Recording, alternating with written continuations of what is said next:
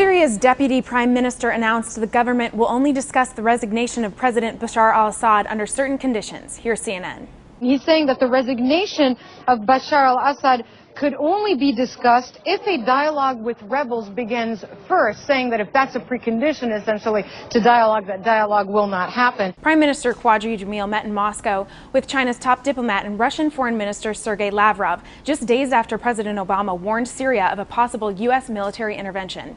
President Obama said Monday he has not ordered military intervention at this point, but large amounts of chemical weapons being moved around or utilized would draw a red line for the U.S. In Moscow, Jamil struck back, telling Russian press that the U.S. president was using chemical weapon allegations as an excuse for a full-scale military invasion. Lavrov backed the position, declaring only the United Nations Security Council has the power to authorize the use of force in Syria.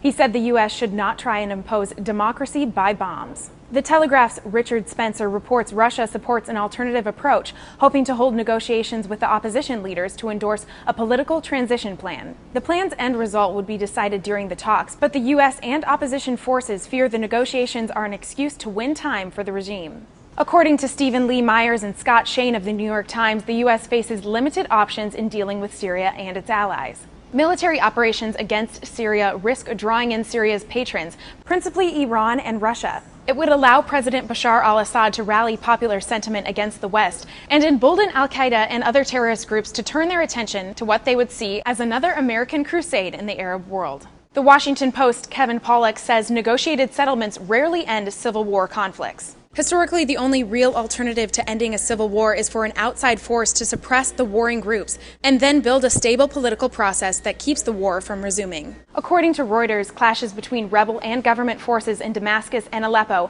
have claimed the lives of more than 250 people this week. For Newsy, I'm Mary McGuire. Multiple sources, The Real Story.